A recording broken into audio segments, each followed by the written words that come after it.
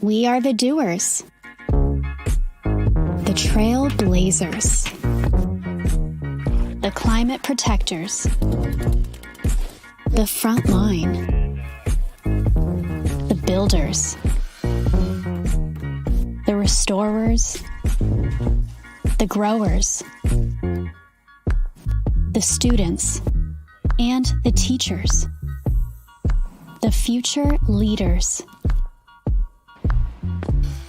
We are in your community doing important work. We are the Core Network.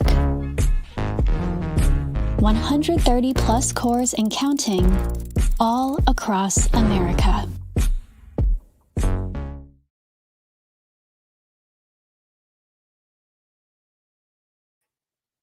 Hello and good afternoon or good morning or wherever you may be in the world. Happy Thursday to everyone.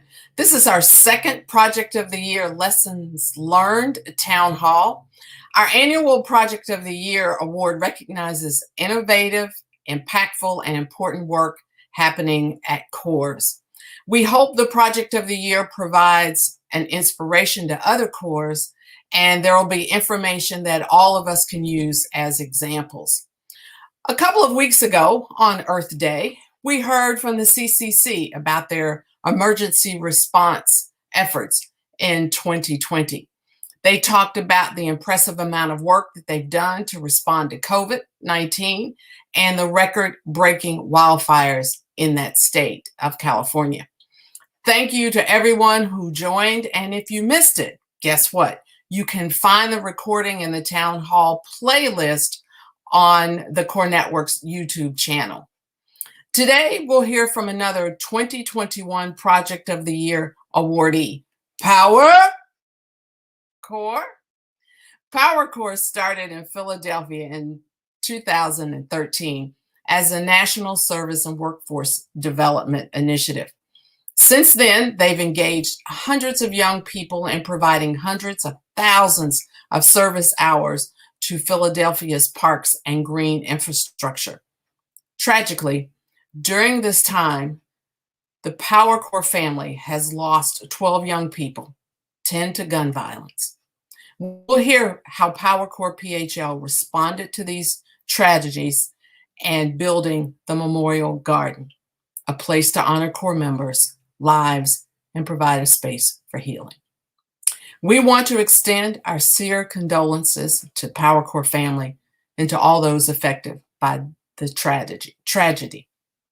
We thank you all for joining us to talk about the powerful project and what it means to you and the community. Unfortunately, we know other corps have experienced some of the similar circumstances. Your leadership in transforming spaces into places of remembrance and healing is remarkable. For all of us I know that we can learn from this experience. Three things: essentially to building a park from scratch, addressing difficult topics, and bringing a community together and together better. So now I hand over the mic and turn it over to Mr. Carlos Alvarez, who was fresh off the water, being in a boat, who is the Assistant Director for Industry Training for PowerCorps. Carlos, take it away. Thank you, and hello everyone. Thank you for being here today, and welcome to this presentation of our Memorial Grove. It is a very special project for us for so many reasons. Being perfectly honest, it was not an easy task for us to put this whole thing together, being that we have an active cohort right now, and our work is, it's a lot. It's very demanding, and we're very busy, but we'll give it our best shot, and hopefully you get to see what PowerCorps is all about. Above all, today we would like to take this opportunity with this presentation to continue to honor the memory of the PowerCorps members that we've lost. Before we get into the actual Memorial Grove, we wanted to give you some context about us and try to illustrate as close as possible the experience of the members in any given cohort. We'll start with brief introductions from the 6 members of the presenting team. I'll start. My name is Carlos Alvarez. I am the Assistant Director of Industry Training with PowerCorp. Primarily, I oversee the design and implementation of the technical skills training curriculum of the program. And I'm Jasmine Oglesby, Director of Trauma-Informed Practice. I'm helping to lead our supportive services team, providing social services and resources to our service members and their families. Hi, my name is Michael Kapp, and I'm the Urban Forestry Foreman. I run the Industry Academy, the Urban Forestry Fellows.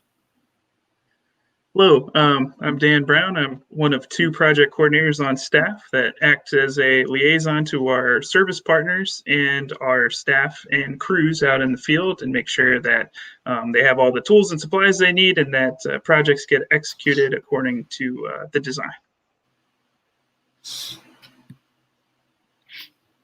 Good afternoon. My name is Khalid Jones, and I'm the Deputy Manager of Culture and Climate. I serve as a direct supervisor to the assistant crew leaders, as well as take a lead on disciplinary matters as it relates to the members. Hey everyone, my name is Matthew Woodruff. I work on the data and operations team for PowerCorp. I oversee all data-related matters for PowerCorp and been lending some technical support to this project.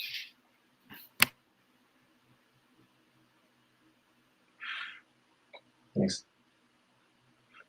All right. Thanks, everyone. If you can go back to that slide, please. Thank you. So about PowerCorp PHL, a phrase that you'll commonly hear within, the members and staff is that PowerCorp is more than a job training program. It is actually a workforce development experience, and I feel like the theme of our presentation kind of like circles around this feeling from our members. Next slide. So what is PowerCorp? PowerCorp is a City of Philadelphia initiative education work program. It was created to address 3 main objectives: workforce development priorities, environmental stewardship needs, and youth violence prevention. Overall, PowerCorp PHL is a cross-sector collaborative model that engages disconnected young adults and returning citizens to enter and succeed in career pathways, mainly in the green industry, by using service as the strategy. You can find that and much more on the website, but what we want to talk to you about is specifically who PowerCorp is a family-oriented, member experience-focused program. We take a comprehensive trauma-informed approach to engage with members directly first. This is one of the key elements of the program, to provide supportive services, to remove existing barriers, such as obtaining a driver's license or support with securing food and shelter.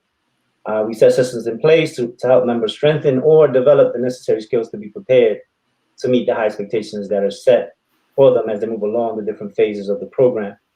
We set a high bar because we strongly believe that they are more than capable, oftentimes surpassing expectations.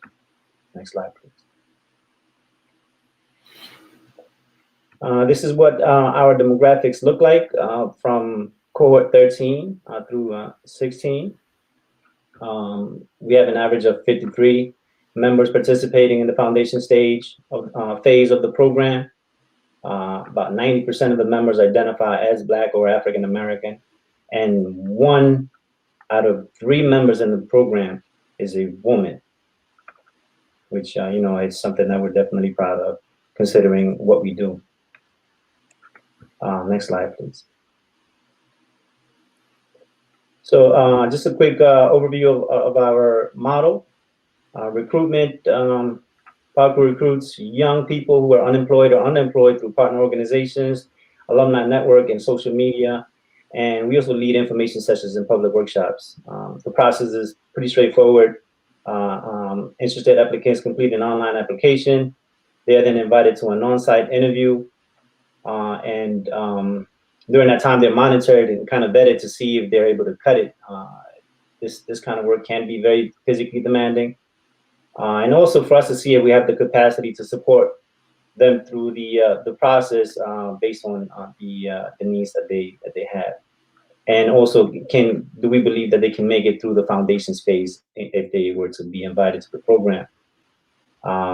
So if the on-site interview is good and everything checks out, they would be invited to attend our pre-service orientation, and where they continue to work on basic work-ready skills, time management, working on teams. And if they complete that successfully, they are invited to officially be inducted as American members and begin their foundation phase of the program. The foundations phase is full-time crew-based service. They focus on work readiness, career exploration, skill building, and contributions and connections to community. This is when they receive the most support. We have systems in place to remove barriers. They are working to be prepared to meet the very high expectations that are set for them, of course. They're in crews of, we have about 6 crews of an average of 10 members, and services based on regions, especially now, to minimize COVID exposure. They are usually from their same neighborhoods or nearby neighborhoods. Foundations is key in everything, in every phase of the program. Without the foundations phase, the program members will find it very difficult to meet the demands of the fellowship. As I mentioned, we do set a very high bar. Successful completion of the foundations phase grants members opportunities to apply for phase 2, which is opportunities to take on a fellowship or continue with post-secondary education. Phase 2, as you see here, option 1, one of a variety of fellowships that they can apply for. This is an immersive career-specific work experience. The host sites prepare specific training curriculums designed to guide the experience of the members and prepare them for entry-level opportunities in the respective fields. Many of the fellowships are hosted by our service partners. They are already very familiar with the program. I've even had a chance to interact with the members on service projects, so the connection is already there and transition is somewhat easier. Some of our main partners I would like to mention here, of course, Philadelphia Parks and Rec, one of their programs found in Philly. We have fellows at FDR Park here in Philadelphia, and work a lot with the Fairmount Park Conservancy as well, and the water department. Phase 2, option 2, as you see here, industry academies is a sector-specific on-the-job training. The training goes to run the crew like a private contractor, where the skills training is the same or higher as what the industry requires. So we really try to up the level of skills that we provide, and the training and the expectations for the members. They work a full day as if they would be in hired full time with a private contractor. 3 of those main industry academies are the Urban Forestry Fellows, the Green Stormwater Infrastructure Fellows, and Bright Solar Feature Fellows. They are working and learning the basics of electrical wiring to install solar panels. Phase 2, option 3 is a very interesting opportunity for members. This is an opportunity to apply for a position as an assistant crew leader. It's a track that we've created for members that have demonstrated strong leadership skills, strong ability to work independently, a strong work ethic, and of course, they love the outdoors, they love nature in general, and just planting trees, and of course, they enjoy working with young people, with their peers. The opportunities here, of course, to strengthen their leadership skills. There's an intensive curriculum behind that, and the hope is that when they complete this fellowship, they may apply for an available opportunity as a crew leader, which is full-time PowerCorps staff, which is a big deal. Next slide, please. So this is what our weekly schedule looks like. You can see all the different colors marks a different kind of partnership or type of project. I'm gonna go over one of our crew leaders' schedule for the week. So the very top, you see on the left, Fairmount is the area, and the crew leader assigned to the area is Romeo.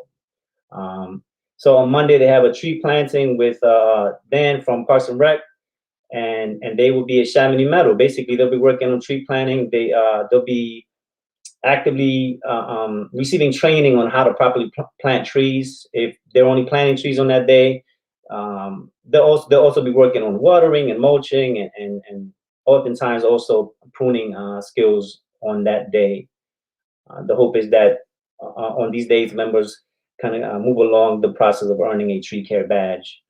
On Tuesdays, they have time sheets, of course. We got to make sure that we are, up to date with our time sheets with AmeriCorps. So they, foundations members, there's a lot of computer and technology and things out in the field and proper training and the way we have to report back. So we make sure that we take the time so that we're not chasing folks after that, for a missing, time for a particular day or whatever. In the afternoon, they participate in coordinator roles, meetings. Basically, the way we've structured the program, every crew has 4 or 5 coordinator roles that they choose to participate in, which is it's designed to identify skills for members, depending on say for instance, if they like safety, like first aid, if they like to maybe speak a lot, maybe they want to be an ambassador, maybe they like tools, so they have the inventory coordinator role. We have a morale coordinator for those members that love to engage with young folks. They have a lot of energy and they run energizers. Data, of course, we always want to make sure we track all the work that we do. So they meet on Tuesday afternoons. Wednesday is an opportunity to work with the water department. We handle green stormwater infrastructure maintenance work orders for the water department. So they'll be working with our guy, Dan, that's presenting here today, on handling some aesthetic work orders for the water department. Thursday, they were scheduled to be at the Memorial Grove, as you can see here, partnering with the Urban Forestry Squad, just continuing with the work that you'll get to see along this presentation. Friday, they'll be doing some more tree planting, again, continuing with the skills training to earn their tree care badge. Saturday and Sunday on this week happen to be busy as well. They have an opportunity on Saturday to make up any hours that they miss, in case, there's always things happening in people's lives, and it's hard, especially nowadays, to stay on top of things, and it's common that members will miss a day for legitimate reasons, and we'll give them an opportunity to make up hours on Saturdays. Sundays is a fun event. We partner with Tree Philly, which is a Philadelphia Parks and Rec program, and we give out yard trees for the community. The goal is to restore the urban forest as much as possible, especially in those areas that have been most hurt by a loss of urban canopy. And that's what the service looks like for a typical crew on a regular week. Next slide, please. Yes, so this I wanted to show you all a video that was put together by our one of our crew leaders, Coach Speech. This is one of his crews. They call themselves the Loyal to the Soil crew, and they put together a crew showcase that we would like to share with you all.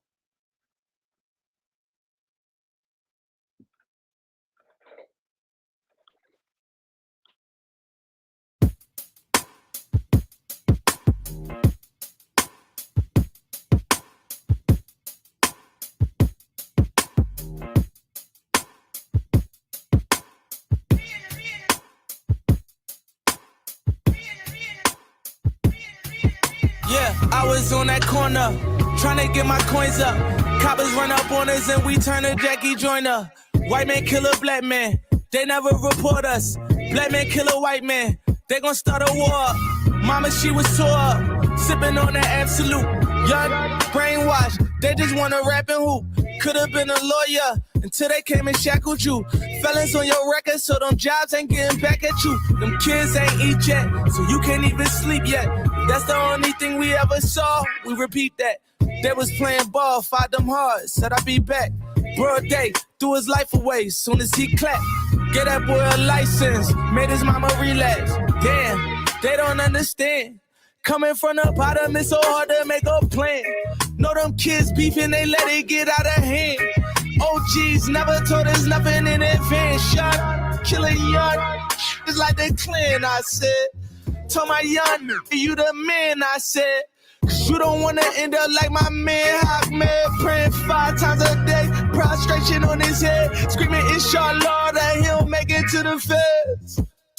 Caught up in the system, visit from his sister, talking about all his how they ain't even with him. Said that they would ride or die, but it ain't even in them. Always posting on the gram, they ain't sending pictures. Never answer when you call, but answer for them. Got you thinking twice, damn, I should have been a witness. That's none of my business, just telling my story. All guts, no glory. been going on before me. With slaves in the 40s, still slaves in the present. No choice for Christmas, ain't get us no presents. Only made us evil, made us hungry, made us desperate. Youngin' in the 9th grade, he got a Smith & Wesson. Grew up with the goons, now he need protection. He dropped out of school, then he got arrested. Lord with a blessing, I just hope he learned his lesson. They told us if we go to jail, we would be respected. They told us if we make a sale, we would run a check-in. Throwing rock out in that field, he got intercepted. He stumbled, he fumbled, young just rumble. They told you to hustle, them don't love you. Young black American, nah, wanna live like the skin, follow the paradigm, hide on that barrel, the prophecies of the wild, no church, my uncle said stop, no skirts, it's kinda crazy, there's another world on the other side of town. Pastor rolling up in that rose, pulling up in that Holy Ghost, preaching while dying by the Bible code. The destruction, the hate, the obstruction, my faith, my prayers, my faith will never be the same. Young black America, young black America, young black America, young black America. Young black America, young black America, young black America, young black America, young black America, young black America.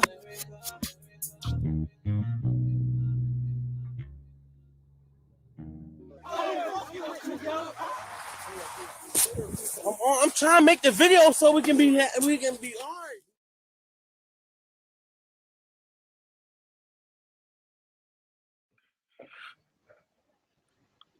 Okay. So I'm up now to kind of run us through some information on kind of setting the stage for why we are working on the space that became our Memorial Grove, kind of the environmental / city and budgetary factors that kind of led us to working on this site before we had any kind of plan around a Memorial Grove. Next slide, please. So we can see here, 2016 is about the year we started to really work on the space that became our Memorial Grove. Working on it kind of ecologically, taking out invasives. The photo on the left is from Google Street Map view of May of 2016. We began working on this site roughly around the fall of that year, 2016. Just kind of initially working and maintaining and trying to reclaim some of that space. The photo on the right is much more recent. It's from April of this year.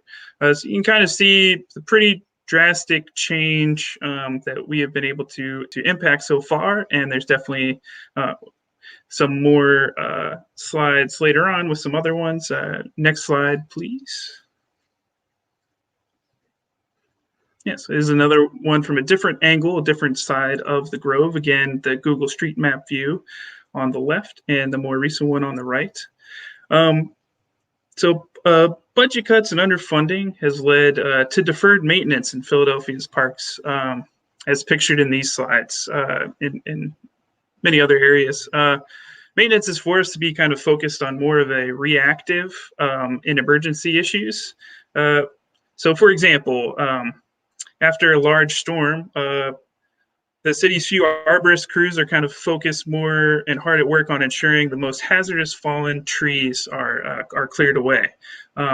Often they are unable to reach the many other fallen trees and debris that comes down and otherwise manage green spaces, which causes a ripple effect. Contract mowers, having no way to clear those larger obstacles, mow around the trees and debris, allowing weeds and other invasives to kind of hold dominion and spread out from those areas, gradually consuming what would otherwise be a managed forested edge or mowed space, each new storm causing a repeat of this cycle year after year. And so some of that type of deferred maintenance has kind of led this particular forested space to kind of reach the level it was in 2016 until we kind of had an impact. So next slide, please. So the Memorial Grove in our project's headquarters building, which is located directly adjacent to it, is located within Fairmount Park, more specifically East Fairmount Park. So this map here shows a blue pinpoint of where the Memorial Grove location roughly is within Fairmount Park as it relates to the city of Philadelphia. So a little bit on Fairmount Park. It was developed in 1867 in an effort to protect Philadelphia's public water supply and preserve extensive green spaces within the rapidly industrializing cityscape around Philadelphia. It became one of the largest urban riparian parks in the United States and comprises the largest contiguous components of Philadelphia's park system. So it's not the only park, but it is the biggest one in Philadelphia. Described as Philadelphia's Emerald, it's home to museums, the Philadelphia Zoo, entertainment venues, nature trails, athletic fields, playgrounds, and our Memorial Grove. At 4,100 acres, it's also one of the largest urban parks in the nation, nearly 5 times that of Central Park, which we'll see in a following slide, and 28 times larger than Washington, D.C.'s Washington's Mall, the mall in Washington, D.C. Parks and Recreation only has a handful of full-time staff tasked with managing the park system and natural areas. And Fairmount Park is only one of several watershed parks in the city. So PowerCorpsPHL plays a very important role in supporting the stewardship efforts in Fairmount Park and the other parks in the system. Next slide. Yep. So here's a good comparison shot, kind of the outline in blue there of Fairmount Park overlaid over top of overlaid over top of Central Park, New York City. Just to give a size for scale, it's a very big park and very beautiful, and anyone visiting the city should definitely take a trip through there, as well as see our Memorial Grove. Next slide, please. So this chart here, pictured in the slide, uses fiscal year 2010 statistics. So this is from a decade ago in a report that was published by Philadelphia Park Alliance. At the time, Philadelphia spent just under $9,000 per acre, equaling roughly $64 per resident on parks and recreation facilities. Chicago, a city with comparable acres of parks and recreation centers at that time, spent more than triple that amount.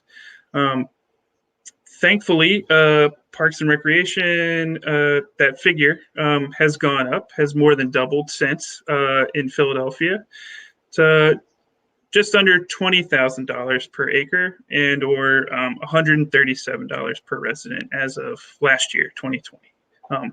This is a lot and has some to do with investment. The city has recently had a rebuild initiative launched in 2017, in which investment of up to $500 million has been promised to Philly's parks, recreation centers, and libraries as part of that package, that rebuild package. A large chunk of the money is to come and is coming from the controversial sweetened beverage tax in Philadelphia, also known as the soda tax, which passed in 2016. A Philadelphia Inquirer article from March 23rd of this year described Philadelphia as having a large and fairly accessible park system, but one that ranks a dismal 78th in park maintenance and 46th when it comes to programming per capita, according to the latest Park Score rankings of the 100 most populous cities from around the country. So we've definitely, budgetarily, we've had some struggles in the past to keep these great parks and rec facilities funded and operating at peak efficiency. So next slide, please.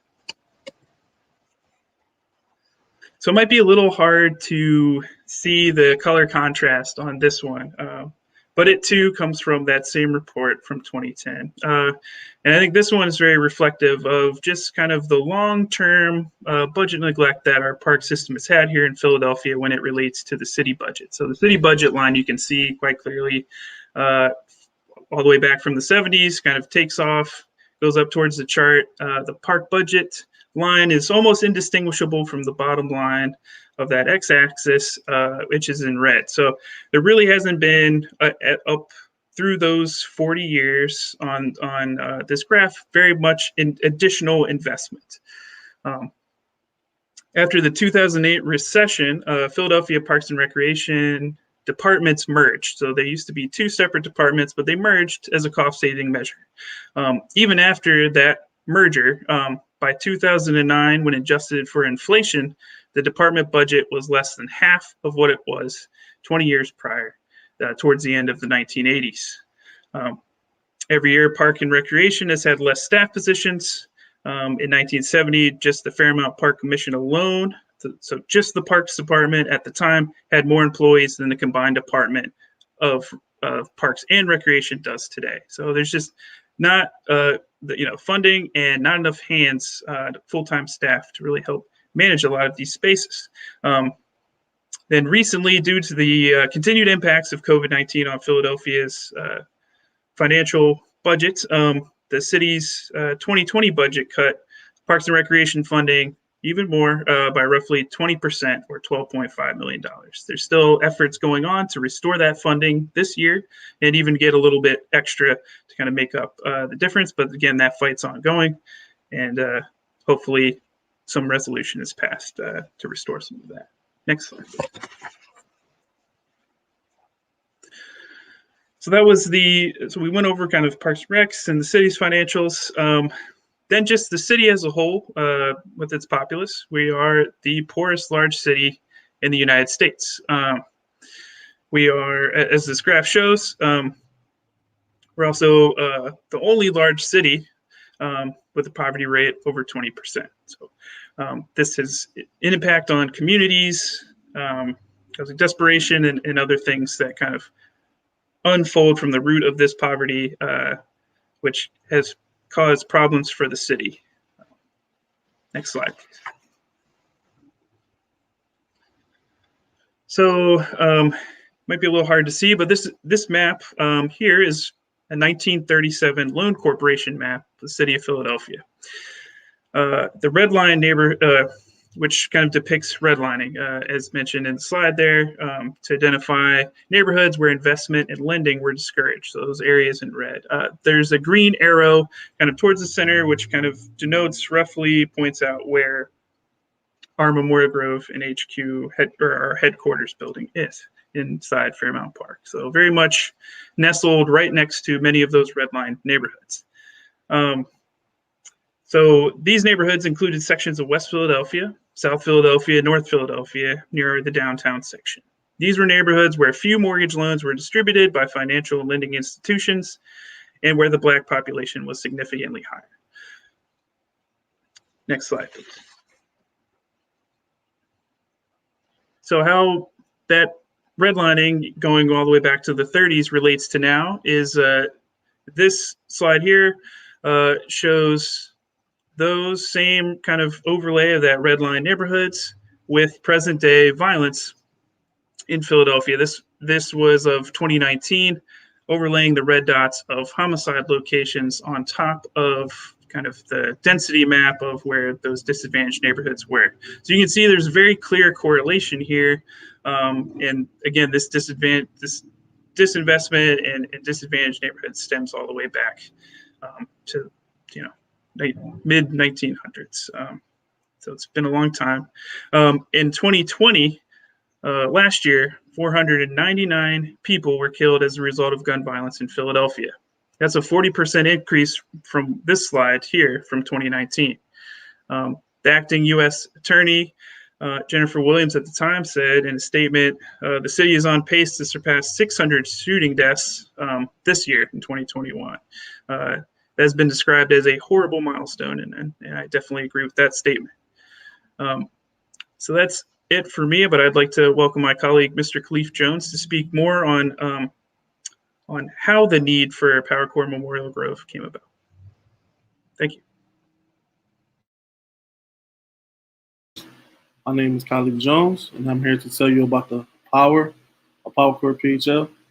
Since I am a proud product of the PowerCorp process, I can tell you firsthand that PowerCorpsPHL is not a program, but it's an experience. It's an experience that literally can be life-changing. PowerCorpsPHL has been a game changer in the city of Philadelphia. Never in my life have I been around a collective of fighting human beings who genuinely care about the people they serve and take pride in it. Here I learned one of the best investments we'll ever make is in each other. PowerCorpsPHL is truly the land of opportunity where virtually anything is possible, especially coming from where many of us come from, where second chances are pretty much non-existent. Just being a part of this experience can truly serve as a highlight of one's life.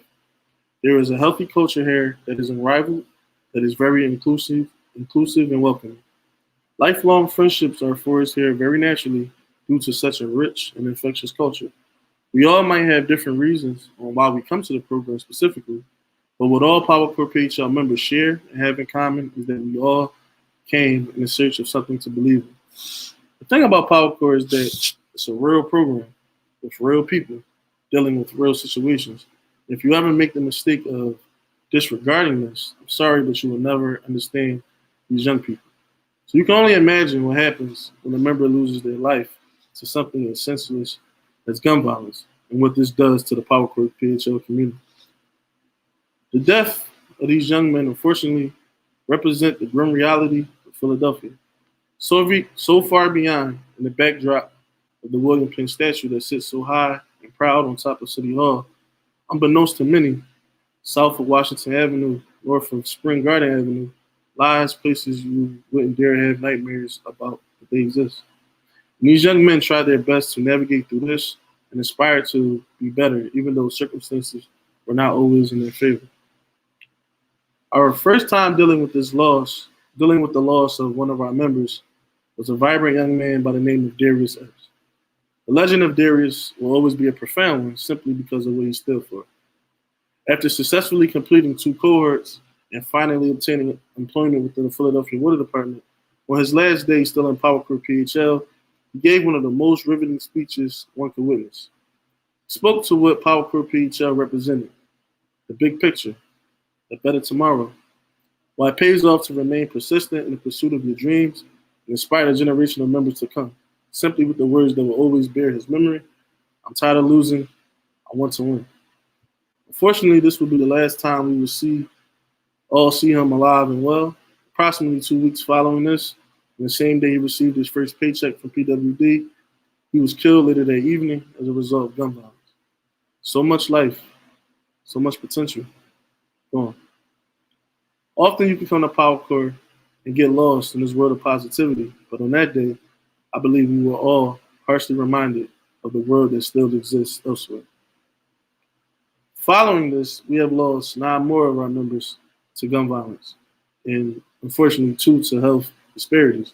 While every death delivered a devastating blow to our program, we as a collective knew in our hearts we had to do something to honor these young men, and so we did. We formed a committee solely dedicated to preserving the fine memory of these young men. Now, these young men were human, meaning they were not perfect by any stretch of the imagination, just like the rest of us. They were trying to figure it all out, just like the rest of us.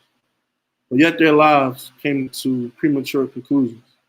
Our brothers, our sons, they deserve the right to be. They deserve the right to serve. And above all else, they deserve the right to live. Now, we can't put all the focus and energy on one epidemic, forget about the other. We can't afford to make that mistake, because inner city violence has ravaged disenfranchised communities like ours for decades. But today, we must speak action. We can no longer put the proverbial mask on this issue. The fact of the matter is, I'm one wrong place, wrong time from being a Darius Epps, a Tyhair Brown, a Willie Jefferson, a Zyfer Hall, a Troy Tide, and unfortunately the list goes on. Yes, remember their names, but also remember their pain. And as we look take a moment to pay tribute and honor those we've lost.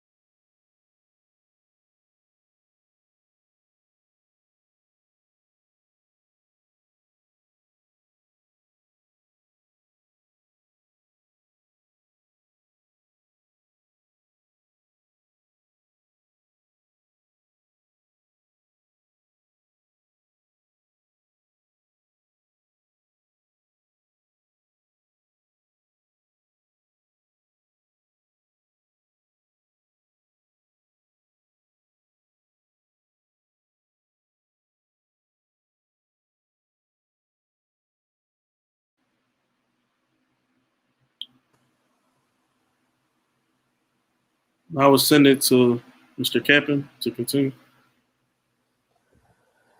Thank you, Jones. Next slide, please.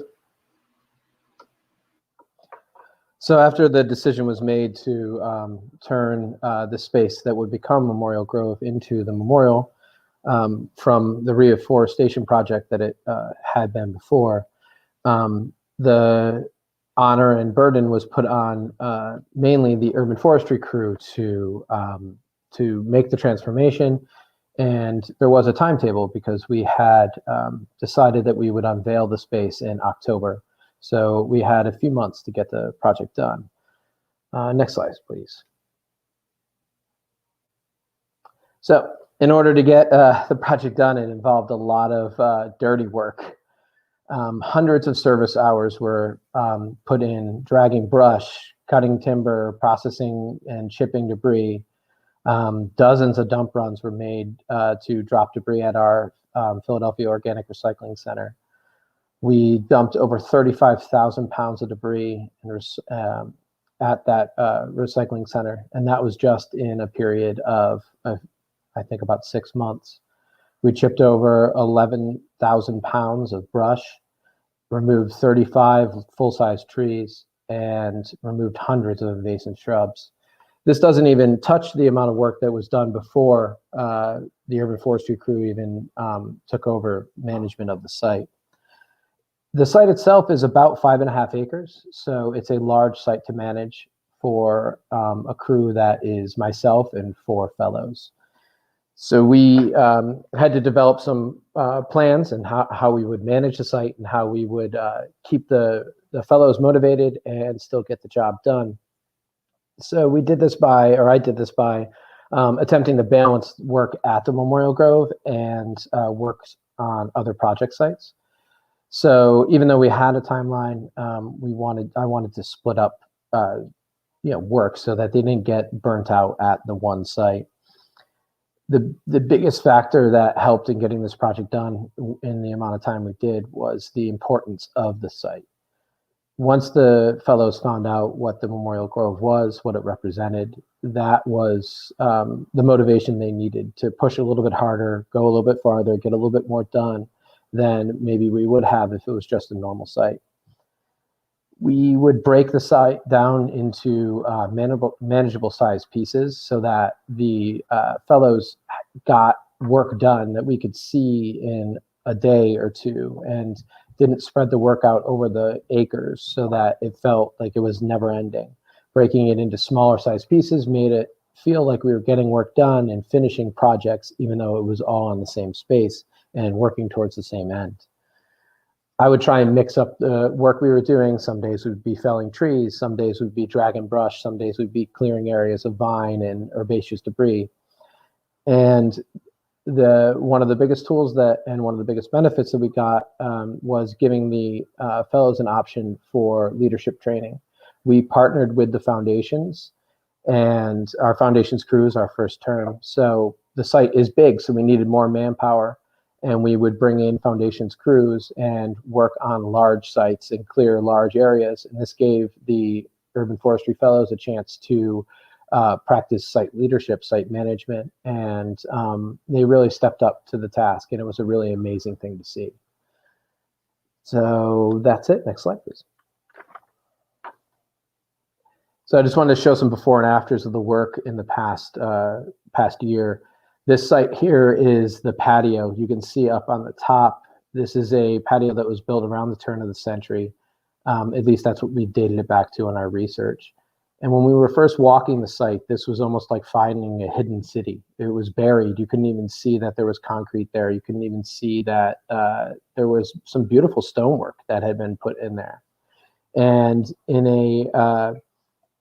a period of a couple days, we cleared that whole spot and dragged thousands of pounds of debris up and loaded them into the chipper. And it was just a huge job, but it was very gratifying. It's one of my favorite parts of the Grove. Next slide, please. So one of the interesting aspects of the Grove outside of that it has that patio is that there's a creek that runs through it that actually runs underneath that patio. It's a natural spring. And that creek is, if you see the stone and concrete structures, that creek is right below there. You can see them in the right-hand picture. On the left-hand side, that's what the space looked like when we started a day. This is a day that we worked with a fellows crew. And it went from what it looked like on the left in one day to what it looked like on the right. So next slide, please. When we started working on the space, we knew that we wanted to create a network of trails. We didn't really know how to go about this. I myself didn't have experience in creating trails. I have hiked a lot of them, but never had to build them.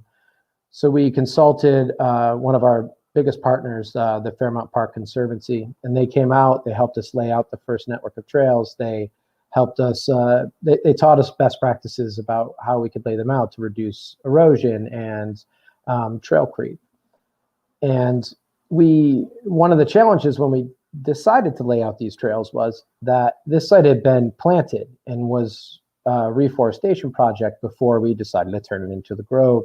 So there was never thought put in to where a trail would go when the trees were being planted. So this led to a little bit more of a meandering path through the Grove, which ended up being positive because it gives people a little bit more time to be in the space. Another and one of the most frustrating parts of the trail creation was this space was covered by invasive growth, vines and shrubs.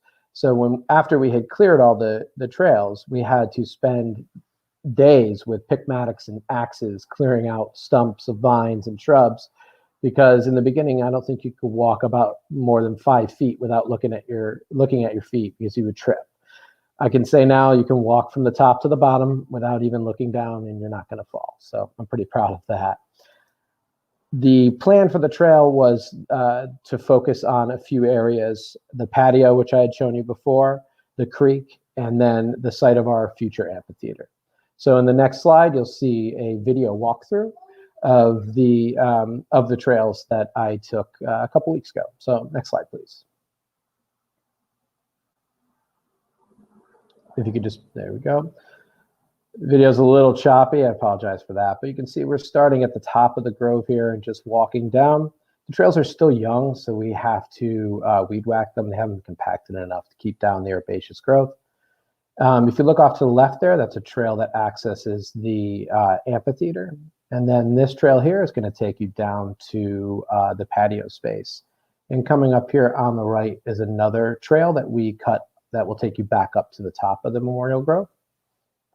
And then a little bit further down here, right next to that large beech tree, There's another trail that will take you out down to the bottom of the site.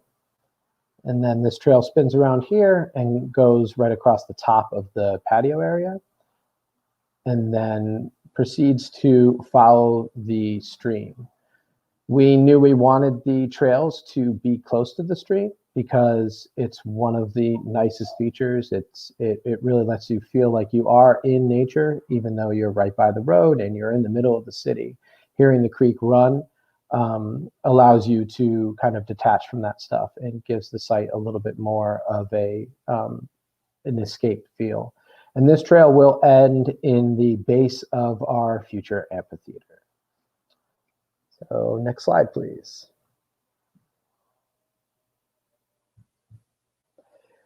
The site, obviously we are workforce training. So we use the site for skills building and training. This site was under our management. A lot of the other places we work, we are given specific work, and we go in for one job and it's done, and we have to ask permission for what we're doing.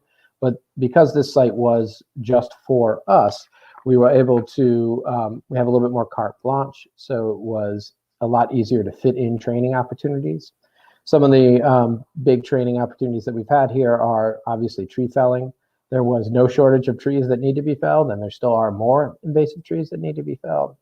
And because the site was fairly open and there weren't very many targets that were at risk of being hit, it provided a lower risk option to teach the fellows some tree felling. The picture in the middle there is a fellow from last cohort, and that Polonia that he dropped, that was one of his first big trees. It's about 35 feet. And then in the right, that's Tyreek from that same cohort, and he's flush cutting a large ailanthus that was about 25 feet. So next slide, please. Here's just two videos. One video is going to be Tainara, a current urban forestry fellow that is dropping her first tree, if you want to just play that.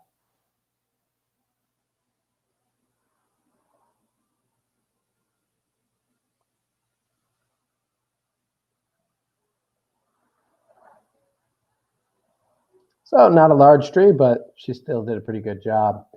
And then also we do have a full-size industrial chipper, and the fellows operate that chipper. We usually fly chip, and in this space we're fly chipping into the grove, which helps suppress invasives and just sends the organic matter back into the system. So if you want to play that one quickly.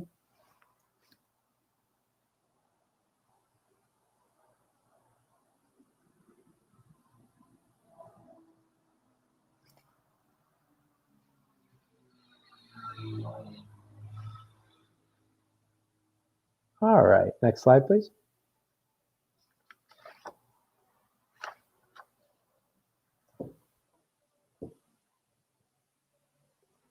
Khalif, are you up? Yes. All right, thank you. Yes, as we look at the emotional impact that the Memorial Grove has had on not just staff and the members, but also partners and family of the deceased, it's been a very profound one. Actually, speaking of the day in which we first unveiled Memorial Grove to the public, with partners as well as colleagues and attendants. It started off as a jovial feeling, but soon became cumbersome.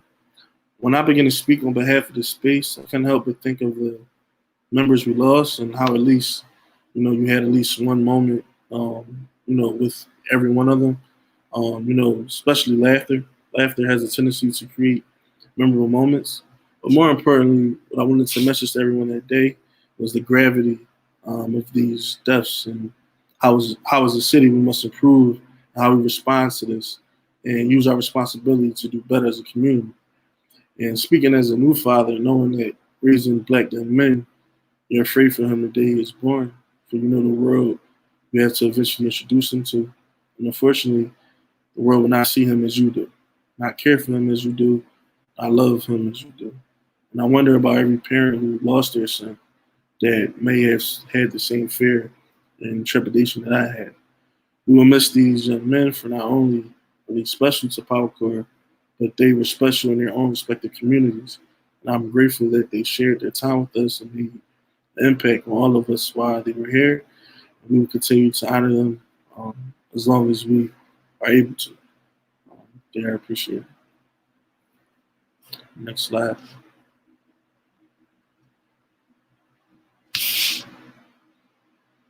So as you look in this slide, this is the photos from the actual day in which we unveiled Memorial Grove. And that's a picture of us, a couple of folks that was in attendance who helped put the first plant in the ground. Can we go to the next slide? Yes, so as a committee, consensus was we all agreed that we should present digital dedications, one being as a COVID precaution. Instead of us actually having a physical monument, we just wanted to have a living site, online or social media, so that all people connected to the PowerCorp family could see that we were honoring and tribute and being a tribute to those that we lost.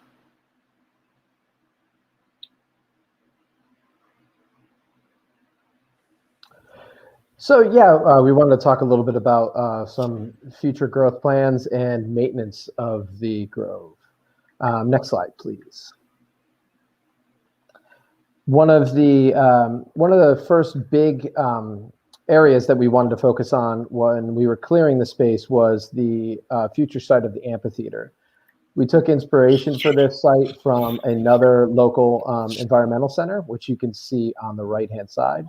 It's roughly a 1,500 square foot space that we are going to tier out into about 3 tiers that we'll fill with live edge benches, and that actually will be made from wood that was harvested right from Fairmount Park. And we'll use this site for future PowerCorp events, and it will also be open to the public to use for whatever they see fit. Next slide, please. The patio, which I referenced before, we have some plans for this to turn this into a more manicured space, a space for reflection and meditation. If you can just click for 1 second, I don't think you can hear it because the sound is off, but there is a spring that runs right underneath that patio, and that spring provides a nice meditative space. We plan to clear an area along the spring there to provide seating for people to just sit, relax, and reflect.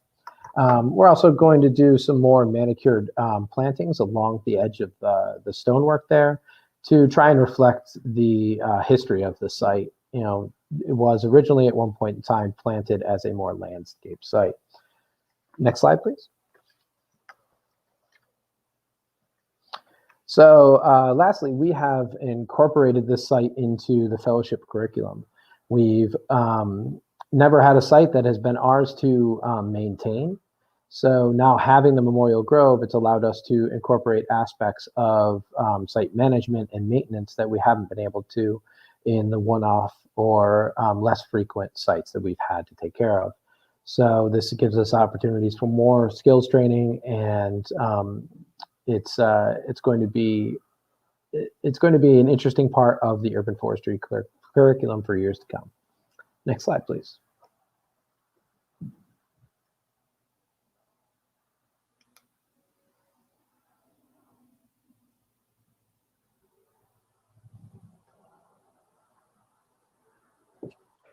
So I'll jump in here real quick. Last few words. As Mike was saying, the future of the Grove, of course, is to continue to use the space for everything that we can. Not only as a Memorial Grove, but of course to continue building on the training curriculum, to beautify the space, and to highlight some of the areas that the place was originally built for. That patio was actually built over that natural spring.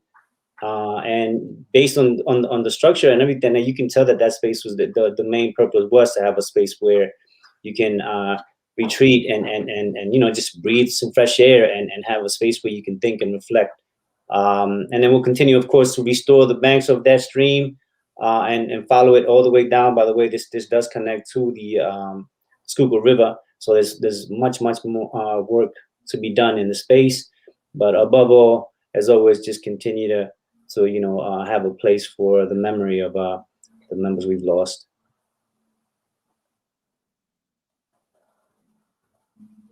I believe that is our presentation, yes.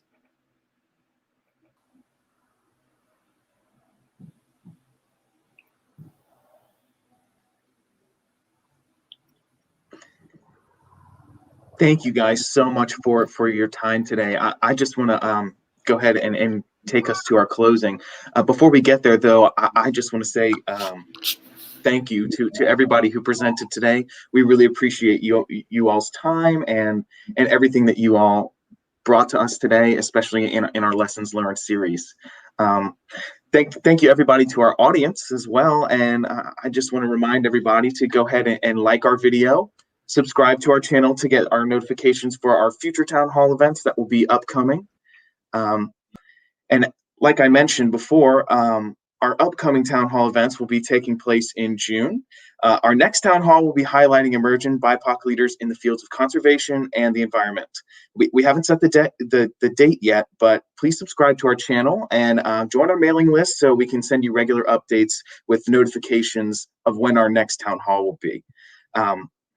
Also, we want to invite all of our member corps to join us for the Core Network's annual business meeting. It will be taking place on May 19th.